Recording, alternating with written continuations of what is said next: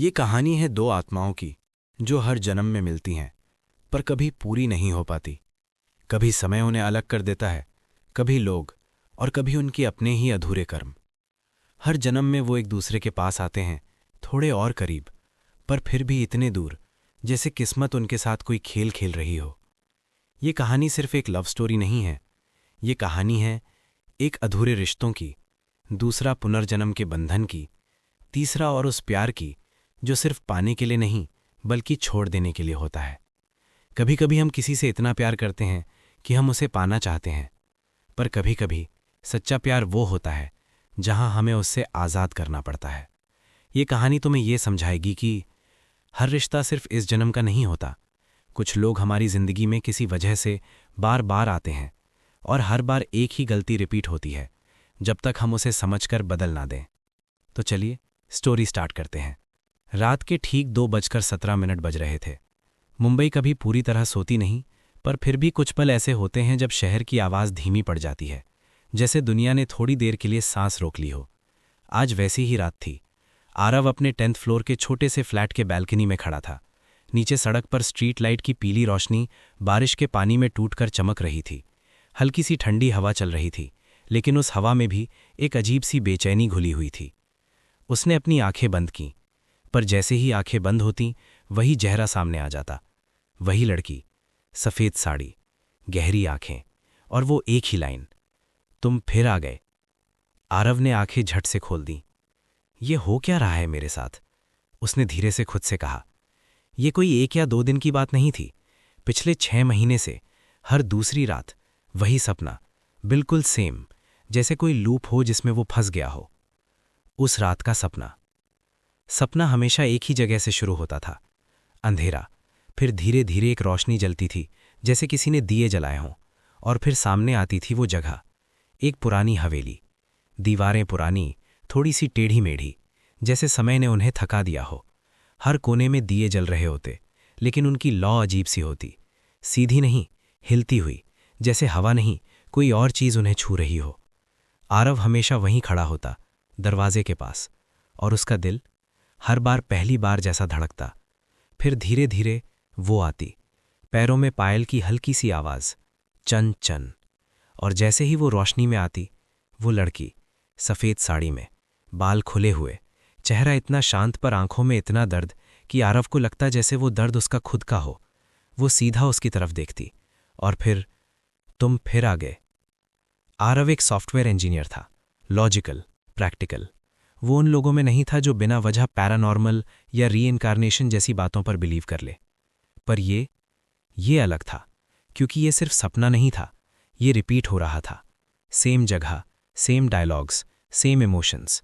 और सबसे अजीब बात, उसे हर बार लगता था कि वो लड़की उसे जानती है, बहुत पहले से। नेक्स्ट मॉर्निंग, तू ओवरथिंक कर रहा है, कबीर ने कहा, कैपेचिनो का फोम स्टिर करते हुए। आरव ने उसकी तरफ देखा। ओवरथिंक ब्रो, मैं 6 महीने से एक ही लड़की को देख रहा हूं सपने में, सेम लाइन बोलती है, सेम जगह होती है। कबीर ने शोल्डर्स उचका दिए। नेटफ्लिक्स कम देख। आरव हल्का सा हंसा, पर उसकी आंखों में टेंशन थी। कबीर, एक बात बता। हाँ बोल। अगर कोई सपने में तुझे आके बोले कि तुम उससे हर जन्म में मिलते हो, तो कबीर थोड़ा रुक गया। इस बार उसने मजाक नहीं किया। तो या तो वो तेरी इमेजिनेशन है, या फिर कोई ऐसी चीज जो साइंस एक्सप्लेन नहीं कर सकती। जैसे? कबीर ने सीधा जवाब दिया, पास्ट लाइफ। Second night. उस रात आरव ने डिसाइड किया, आज वो भागेगा नहीं, आज वो सवाल पूछेगा। सपना शुरू हुआ, वही हवेली, वही दिए, वही हवा, और फिर चन चन। वो आई, आज भी उतनी ही खूबसूरत, उतनी ही उदास। तुम फिर आ गए। इस बार आरव ने तुरंत बोला, रुको। वो रुक गई। पहली बार। आज तक कभी वो नहीं रुकी थी। आरव धीरे धीरे उसके पास गया। दिल इतना तेज धड़क रहा था कि उसे लग रहा था वो सुन लेगी। मैं तुम्हें जानता हूं? उसने पूछा। लड़की मुस्कुराई, आंखों में आंसू आ गए। हर जन्म में यही पूछते हो। आरव का दिमाग सुन्न हो गया। मतलब ये सब सच है? वो कुछ पल चुप रही, फिर धीरे से बोली, इस बार सच को याद रख पाओगे या फिर?